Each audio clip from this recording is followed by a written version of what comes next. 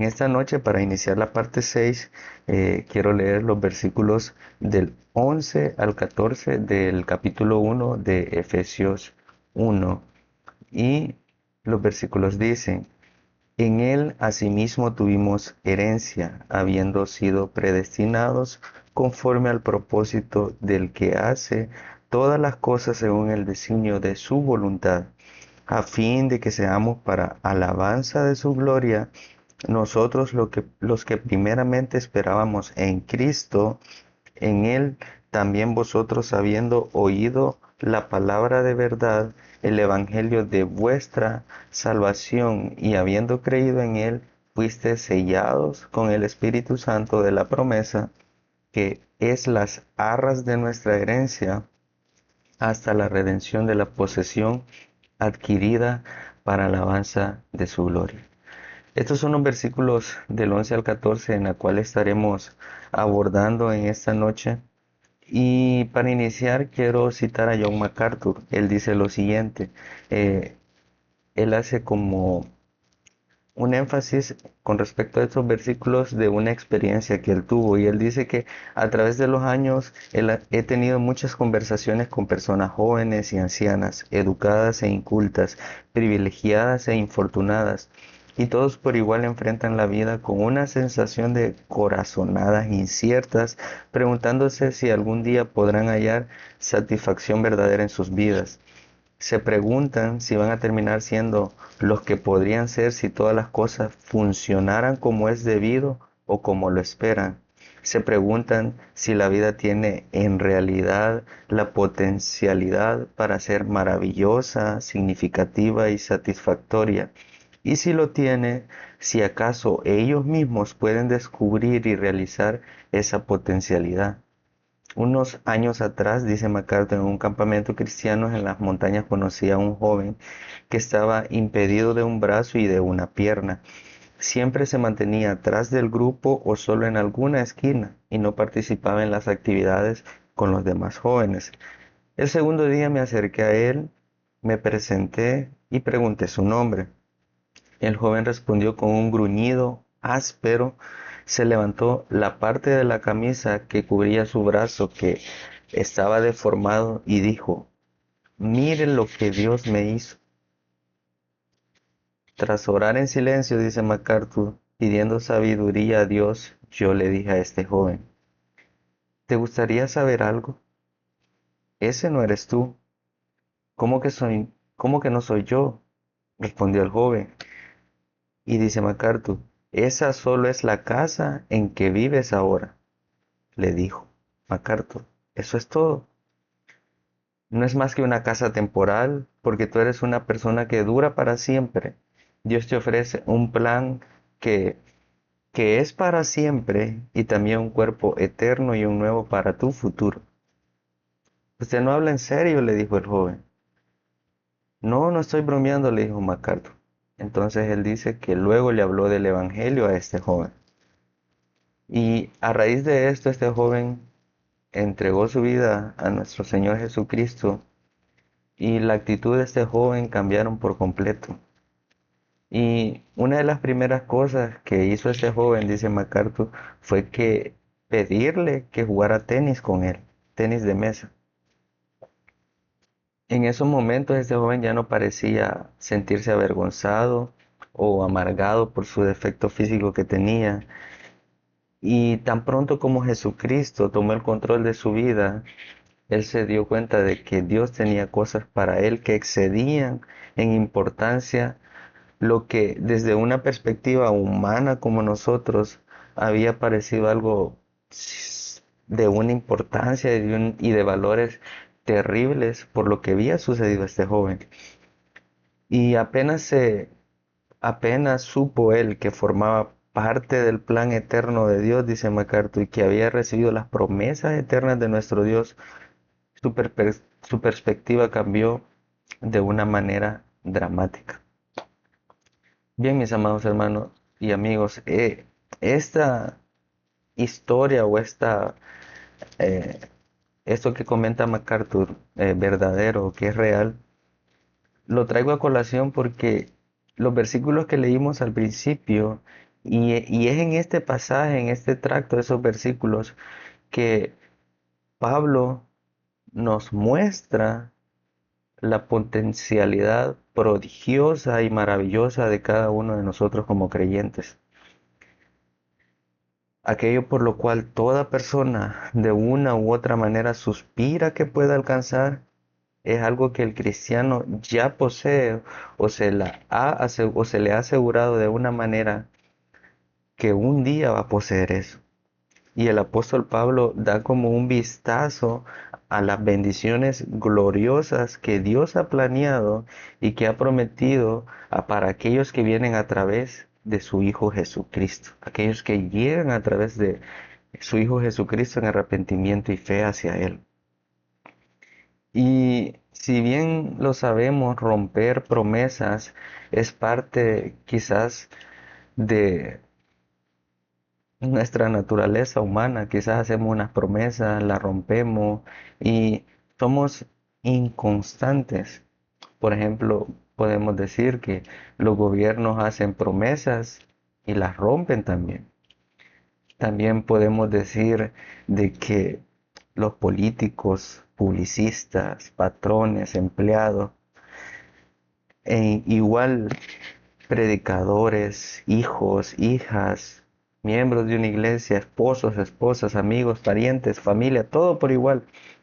Todos nos hacemos promesas muchas veces y con mucha frecuencia en la mayoría de ellos esas promesas son incumplidas. Algunos se hacen con las mejores intenciones, algunas de estas promesas se hacen con las mejores intenciones y otras de estas promesas se hacen con el fin quizás de engañar o con el fin de explotar a otra persona. Y, pero todos en algún momento sabemos y reconocemos que hacemos y recibimos promesas que por alguna razón nunca se materializan. Muchas de esas promesas nunca se materializan. Y, pero hay algo aquí bastante interesante y algo que nosotros necesitamos saber quizás o recordarnos es que podemos estar eternamente agradecidos con Dios porque sus promesas no son como las nuestras. Cada promesa que Dios hace, Él la cumple. Y las promesas mencionadas aquí por Pablo en esos versículos que leímos al principio, que nuestro Padre Celestial hace a sus hijos, no solo son maravillosas, emocionantes, sino son absolutas y ciertas. Y como el escritor de Hebreos nos dice, fiel es el que prometió en Hebreos 10:23. Como Abraham, cada creyente debe tener la plena certeza que todo lo que por Dios o todo lo que Dios ha prometido, Él quiere y Él puede hacerlo, porque Él es un Dios cumplidor de promesas. Él es nuestro Dios que no puede ni está dispuesto a mentir. Al final de la frase más larga en toda la Biblia, Efesios 1, desde el versículo 3 hasta el versículo 14, en la que Pablo en estos versículos exhibe su corazón en alabanza a Dios por su gracia inmensurable. Él nos presenta la garantía de que el Padre da a sus hijos las promesas divinas que Él ha hecho y que Él ha prometido. Así que cada uno de nosotros podemos tener la certeza de que recibiremos sin disminución esas promesas, la herencia plena de Jesucristo. Y tal como hemos sido bendecidos, como ya lo vimos en las exposiciones anteriores, con toda bendición espiritual, escogidos en Él antes de la fundación del mundo, predestinados para ser adoptados por hijos suyos y recibido redención por su sangre y dado a conocer el misterio de su voluntad. Versículo 3, versículo 5, versículo 7, versículo 9. Asimismo, nosotros tuvimos herencia. Nuestra herencia es el aspecto de la salvación, por decirlo de alguna manera, que ante todo es de cumplimiento futuro. Fuimos escogidos o predestinados antes que el mundo o el tiempo existieran. Hemos sido redimidos en este tiempo presentes y recibiremos nuestra herencia completa en las edades venideras cuando entremos en el reino de nuestro Padre y eterno Dios celestial que habita en los cielos. Así que teniendo esto en mente, en esta noche solo voy a abordar el primero de los tres puntos que Pablo menciona aquí en estos versículos que leímos. Y aquí por medio del apóstol Dios nos da a conocer tres puntos fundamentales. Y estos tres puntos fundamentales aquí son el fundamento, la garantía y la meta de nuestra herencia incomparable en Jesucristo. El fundamento, la garantía y la meta de nuestra herencia incomparable en Jesucristo. En esta noche nos vamos a detener a abordar únicamente el principio número uno que encontramos aquí y es el fundamento de nuestra herencia. Y aquí vamos a leer unos versículos para apoyar este primer punto y es desde el versículo 11 hasta el versículo 13 en su primera parte, que dice, en él asimismo tuvimos herencia, habiendo sido predestinados conforme al propósito del que hace todas las cosas según el designio de su voluntad, a fin de que seamos para alabanza de su gloria, nosotros los que primeramente esperábamos en Cristo, en él también vosotros, habiendo oído la palabra de verdad, el evangelio de vuestra salvación, y habiendo creído en él. En estos versículos que leímos aquí, en él, esa parte que menciona el versículo se conecta mejor con el principio del versículo 11 que con la última parte del versículo 10, pero en ambos lugares la frase hace referencia clara a Jesucristo. Cuando dice en él está haciendo referencia a Jesucristo, que él es el fundamento o nuestra fuente de nuestra herencia divina. Aparte de Jesucristo, escuche bien, la única cosa definitiva y eterna que una persona puede recibir de parte de Dios es la condenación. Parte de Jesucristo. Dios concede muchas bendiciones temporales como el sol, como la lluvia y otras cosas muy buenas a todos los hombres, a justos e impíos por igual, como lo dice Mateo. Por otro lado, podemos ver de que sus bendiciones espirituales solo son concedidas a quienes le pertenecen y están en él. Y como lo dice Hechos 14:12, que en ningún otro hay salvación, porque no hay otro nombre bajo el cielo dado a los hombres en que podamos ser salvos.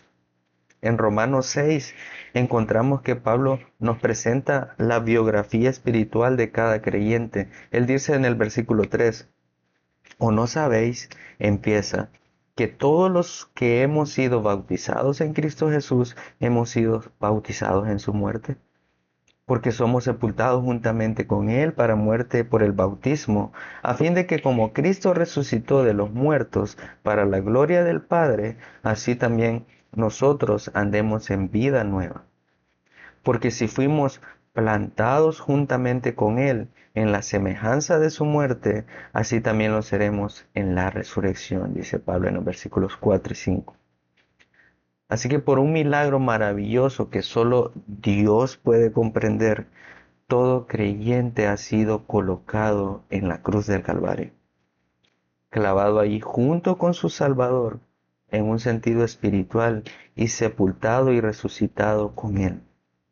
Jesucristo no solo fue crucificado, sepultado y resucitado por cada creyente, sino con cada creyente.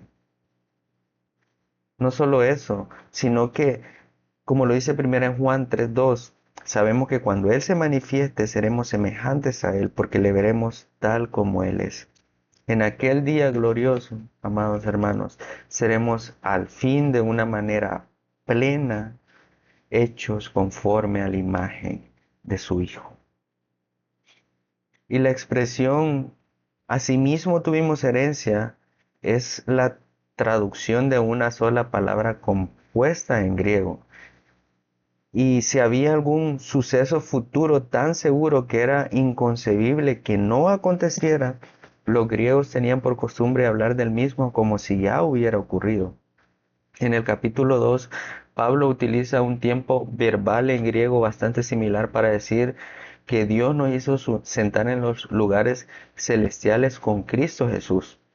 Aunque el apóstol y las personas a quienes escribió no tenían aún acceso a esa experiencia gloriosa, el hecho de que morarían por la eternidad con el Señor era tan cierto en el presente como si ya estuvieran en el cielo. A eso hace referencia esa frase. Y la forma pasiva del versículo 11 en la parte A da cabida a dos interpretaciones posibles y ambas son posibles a la luz de otros pasajes bíblicos. Se puede traducir, dicen algunos, como fuimos hechos herencia o tal como está aquí, tuvimos herencia. Y la primera versión que acabo de mencionar indicaría que nosotros como creyentes somos la herencia de Cristo. Y en reiteradas ocasiones Jesucristo habló de los creyentes como dados a Él por el Padre en muchos pasajes de la Biblia. Juan 6:37, versículo 39, Juan 10:29, Juan 17:2 y otros versículos. Jesús no se ganó en el Calvario, o mejor dicho, Jesús nos ganó en el Calvario como parte de ese trofeo de su victoria sobre Satanás, sobre el pecado y sobre la muerte, por lo cual ahora nosotros como cristianos le pertenecemos a Él. Él dice en Malaquías 3:17, y serán para mí especial tesoro, ha dicho Jehová de los ejércitos. Desde el pasado eterno, el Padre planeó y determinó que todas las personas que depositaran su confianza en su Hijo para obtener la salvación le serían entregadas a su Hijo como una posesión y como una herencia gloriosa. Y esto es maravilloso al entender esto. Sin embargo, si se traduce en otro sentido, esta palabra significa justo lo opuesto. Son los creyentes quienes reciben la herencia. Y Pedro habla de que el Padre en su misericordia, en 1 Pedro 3, capítulo 1, del 3 al 4, él dice, nos hizo renacer para una esperanza viva por la resurrección de Jesucristo de los muertos, por una herencia incorruptible, incontaminada e inmarcesible reservada en los cielos para nosotros. Algunos indican que ambas traducciones son legítimas, tanto en sentido gramático y como en sentido teológico. A través de toda la Biblia se habla de que los creyentes somos pertenecientes a Dios y se habla de que Él nos pertenece a nosotros. El Nuevo Testamento también nos habla de que estamos en Cristo y Él está en nosotros, de que estamos en el Espíritu y Él también está en nosotros. 1 Corintios 6:17 dice, el que se une al Señor, un espíritu es con Él. Por eso Pablo pudo decir, para mí el vivir es Cristo. Y el lado práctico de esa verdad es que gracias a que hemos sido identificados con Cristo, nuestra vida debería identificarse con su vida. Hemos de amar como Él amó, ayudar como Él ayudó, interesarnos como Él se interesó, compartir como Él compartió y sacrificar nuestros propios intereses y bienestares por el bien de otros como Él lo hizo. Aunque ambas interpretaciones tienen su respaldo bíblico, el énfasis de Pablo en Efesios 1, 3 al 14, en toda esta línea de versículos que hemos venido estudiando, hace que la traducción más apropiada aquí sea, asimismo tuvimos herencia. Nuestra herencia en Cristo es una de las más asombrosas y magníficas bendiciones con las que el Padre nos ha bendecido en el Hijo. Como Pablo lo aclara en el versículo 3, nuestra herencia incluye toda bendición espiritual en los lugares celestiales en Cristo. En Jesucristo los creyentes heredan toda la promesa que Dios ha hecho. Pedro nos dice que Dios nos asegura que todas las cosas que pertenecen a la vida y a la piedad nos han sido dadas por su poder y también nos han sido preciosas y grandísimas promesas. Pablo dice que esto, todo lo prometido por Dios, incluye a Pablo, porque todas las promesas de Dios son en el sí y en el amén. Así que todas nuestras necesidades son satisfechas por la provisión que Dios hace en su gracia conforme a sus promesas divinas. Tenemos promesas ciertas de paz, de amor, gracia, sabiduría, vida eterna, gozo, victoria, fortaleza, guía, poder, misericordia, justicia, perdón, verdad, comunión con Dios, discernimiento espiritual, el cielo, riquezas eternas, gloria. Esas y todas las demás buenas dádivas que proceden de parte de nuestro Dios. Pablo dice en 1 Corintios 3, del 22 al 23, sea el mundo, sea la vida, sea la muerte, sea lo presente, sea lo porvenir, todo es vuestro y vosotros de Cristo y Cristo de Dios. Puesto que hemos sido coherederos con Cristo, contamos con la posesión garantizada de todas las cosas que Él posee. Somos herederos de Dios y coherederos con Cristo. Así que lo que hemos visto hasta ahora nos deja ver en claro de que Jesucristo es por ende el fundamento de la herencia y la cual desde el punto de vista humano hemos obtenido y cuya posesión ya es un hecho desde el punto de vista divino, porque en Él asimismo tuvimos herencia. Y quiero que veamos esas dos perspectivas dentro de este primer principio que encontramos de estos versículos. Y la primera de ellas es la perspectiva divina. Y para eso vamos a leer los versículos 11 al 12. En su parte A dice, habiendo sido predestinados conforme al propósito del que hace todas las cosas según el designio de su voluntad, a fin de que seamos para alabanza de su gloria. Así que la perspectiva divina y esa perspectiva que Dios tiene de nuestra herencia en Cristo es dada a conocer aquí en su predestinación, en su poder y en su preeminencia. La predestinación de Dios. Nosotros como cristianos, habiendo sido predestinados conforme al propósito eterno de nuestro Dios, somos conscientes de que somos lo que somos debido a lo que Dios decidió hacer de nosotros antes que cualquier ser humano fuese creado. Les digo esto nuevamente. Nosotros como cristianos somos conscientes que somos lo que somos debido a lo que Dios decidió hacer de nosotros antes de que cualquier ser humano fuese creado. Desde el pasado eterno, Él declaró que todo pecador elegido, sin importar cuán vil, cuán rebelde, inútil y merecedor solo de la muerte pudiera ser, quien confiara en Cristo, en su Hijo, sería hecho tan justo como aquel en quien había depositado su confianza. Como Pablo ya ha establecido, según nos escogió en Él antes de la fundación del mundo, para que fuésemos santos y sin manchas delante de Él. Hay un comentarista llamado William Hendrickson, y sobre este pasaje, y él dice esto, y es bastante interesante lo que él dice. Ni el azar ni el mérito humano es lo que determina nuestro destino.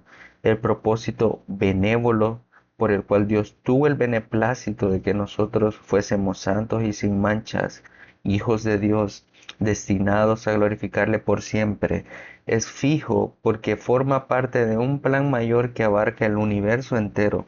Dios no solo hizo que este plan incluyera en absoluto todas las cosas que tienen lugar en el cielo y en la tierra y en el infierno, las pasadas, presentes y aún las futuras, que pertenecen tanto a creyentes como a incrédulos, a ángeles y demonios, a energías y unidades de existencia físicas y espirituales, tanto grandes como pequeñas, Él también lo lleva a cabo hasta el final.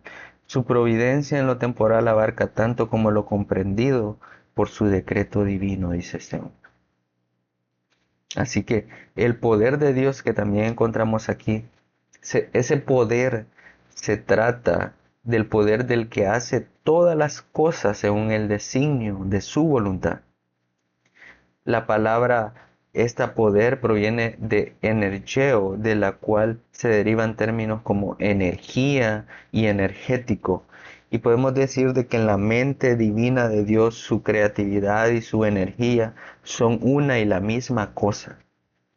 Al crear con el poder de su palabra, con la pronunciación, la existencia de cada parte del mundo, éste empezó de inmediato a operar con precisión y con una precisión perfecta, tal como Él lo había planeado. A diferencia de las cosas hechas por nosotros, las creaciones de Dios no tienen que ser objeto de nuevos diseños, de nuevos prototipos, experimentos, pruebas, ni necesitan combustible o ser cargadas para funcionar. No solo son creadas para funcionar, sino que funcionan porque son creadas. Así de poderoso es nuestro Dios. Y la aplicación de energía es una parte indispensable de su plan y obra creativos, debido a que en su gracia admirable Dios nos eligió para ser sus hijos, ciudadanos de su reino y coherederos con su Hijo. Él hará que todo esto se haga realidad. Estaba estando persuadido de esto, declaró Pablo, que el que comenzó en vosotros la buena obra la perfeccionará hasta el día de Jesucristo. Dios lleva a cabo lo que planea, amigos y hermanos. Él imparte energía a todo creyente y le da todo el poder para su perfeccionamiento espiritual. No es suficiente pensar que Dios solo hace el plan y lo deja ahí. También Él se encarga de hacerlo funcionar y llevarlo a cabo. Otro principio que encontramos es la preeminencia de Dios. Él dice, a fin de que seamos para alabanza de su gloria, dice el versículo. Y como lo mencionamos antes, esta frase va al comienzo del versículo 12 en el texto griego, dicen algunos comentaristas, y ese orden lógico se ajusta a lo que Pablo ha estado diciendo acerca de la perspectiva de Dios con respecto a nuestra herencia.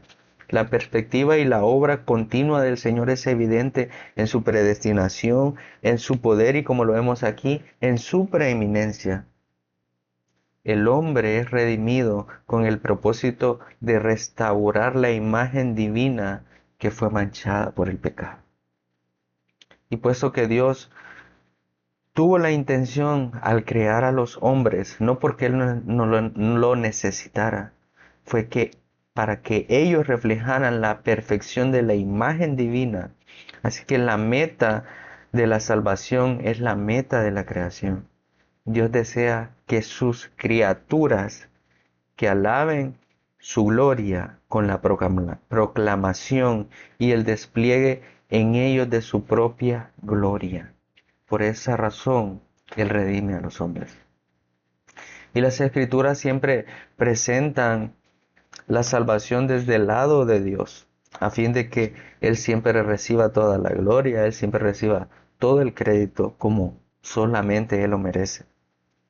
Y en nuestra sociedad orientada muchas veces al orgullo humano, al ser humano, el hecho de que Dios tenga todo el crédito, por decirlo así, o que sea el único merecedor de toda gloria, parece inapropiado quizás para muchos, porque los hombres no tienen un concepto real de su grandeza, santidad y gloria de parte de Dios.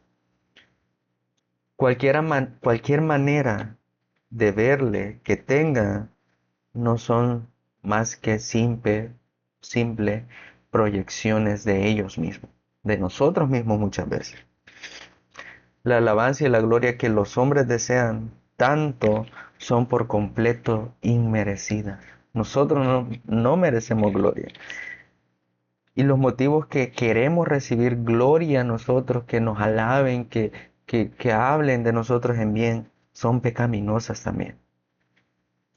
Y en cambio Dios procura que toda gloria por las razones correctas y por lo cual Él es el único merecedor de toda gloria. Su deseo de gloria es un deseo santo, porque la gloria es algo de lo que Él es digno de una manera única, suprema y perfecta. Por lo tanto, nuestra salvación predestinada, incluso las bendiciones eternas e ilimitadas que acompañan esa salvación, han sido diseñadas para alabanza de su gloria, a fin de que nosotros seamos para alabanza de su gloria, como lo dice el versículo. Y otro principio, que es la perspectiva humana que encontramos dentro de estos versículos, también vamos a abordarla de una manera rápida. En los versículos del 12b al 13a, vamos a leer esta perspectiva humana. Él dice, Pablo dice, nosotros los que primeramente esperábamos en Cristo, en Él también vosotros, habiendo oído la palabra de verdad, el evangelio de de vuestra salvación, y habiendo creído en Él.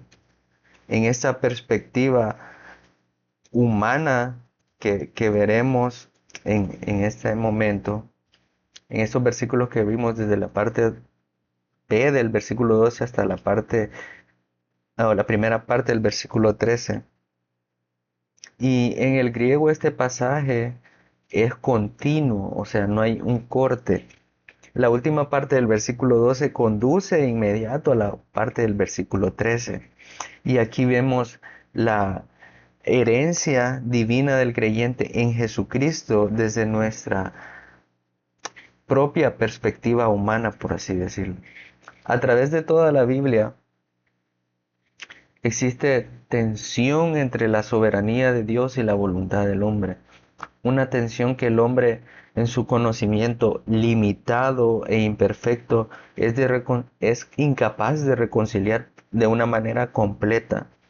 Nuestra responsabilidad consiste en creer sin reserva los dos lados que de ella se presentan en la Escritura tal como fueron reveladas. Sabemos que las verdades están en perfecto acuerdo con la mente de Dios y ese conocimiento debería dejarnos satisfechos, sin importar cuáles razones o qué razones tuvo Dios para diseñar verdades tan irreconciliables, pero desde nuestra perspectiva o nuestro punto de vista humano, nosotros deberíamos agradecerle y alabarle por ellas, por la razón misma de que son completamente verdaderas, al mismo tiempo que parecieran ser contradictorias. Nos deberíamos humillar en su presencia y expresar nuestro asombro y reverencia ante lo incomprensible para nosotros. Para el creyente, para cada uno de nosotros como creyentes que tiene una confianza real, la coexistencia de esas verdades es una evidencia más de que las escrituras son obras e ingenio de Dios, no del hombre. Un factor decisivo para que el hombre crea en el Evangelio es la esperanza que recibe en su Señor y en su Salvador. Aunque Pablo menciona aquí antes la esperanza en este pasaje, el orden cronológico, así como teológico, por decirlo de alguna manera, es de fe primero y esperanza a continuación. En este contexto, sin embargo, la expresión esperábamos se emplea como un sinónimo de fe. Los que primeramente tuvieron esperanza en Jesucristo o tuvieron esa esperanza en Jesucristo fueron los primeros creyentes que creyeron en Él. Por lo tanto, continúa Pablo, en él también vosotros habiendo oído la palabra de verdad, el evangelio de vuestra salvación y habiendo creído en él, es como el apóstol explica en su carta a los Romanos, en capítulo 10, versículo 17, la fe es por el oír y el oír por la palabra de Dios. La fe viene a partir de una respuesta positiva a la palabra de verdad. Y las buenas nuevas de que Dios ha provisto un camino de salvación mediante la obra expiatoria de su Hijo Jesucristo, como lo dice Juan 1:12, a todos los que le recibieron, a los que creen en su nombre, les dio potestad de ser hechos hijos de Dios. Los sistemas religiosos hechos por el hombre que se basan en la confianza depositada en rituales, obras o en las dos cosas incluso, no solo son incapaces de llevar a Dios, sino que también pueden constituirse en barreras, perdón, casi infranqueables para hallarle. El único camino para llegar al Padre es su Hijo Jesucristo. Porque con el corazón se cree para justicia, pero con la boca se confiesa para salvación. Pues la Escritura dice, todo aquel que en él creyere no será avergonzado, dice Romanos 10 del 10 al 11. Así que para concluir en esta noche, la fe es la respuesta del hombre al propósito de elección de Dios. La determinación de Dios con respecto a los hombres se llama elección. La determinación del hombre con respecto a Dios se llama fe. En la elección Dios da sus promesas y los hombres la reciben por fe. Oramos. Gracias Señor por ese momento que nos has permitido de llevar a cabo tu palabra. Gracias por todo lo que hemos hablado, que haya sido para edificación, Señor, de mis hermanos, de mis amigos y para la gloria de tu nombre, Señor. Como lo veímos, fuimos creados para alabanza de tu gloria, Señor. Gracias, Señor, por Jesucristo hemos sido reconciliados contigo. Gracias, Señor, por este momento que nos has permitido. Todo esto te lo pido en los méritos de Cristo. Amén. Bien, amados hermanos y amigos, gracias por este tiempo, los que se tomaron el tiempo de estar conectados y los que luego van a ver, que el Señor les bendiga también en esta noche, y primeramente con la ayuda de Dios, la próxima semana estaremos continuando con la carta de Pablo a los Efesios en los versículos que abordamos en esta noche, y estaremos llevando el segundo principio que encontramos dentro de esos versículos. Que el Señor les bendiga en esta noche.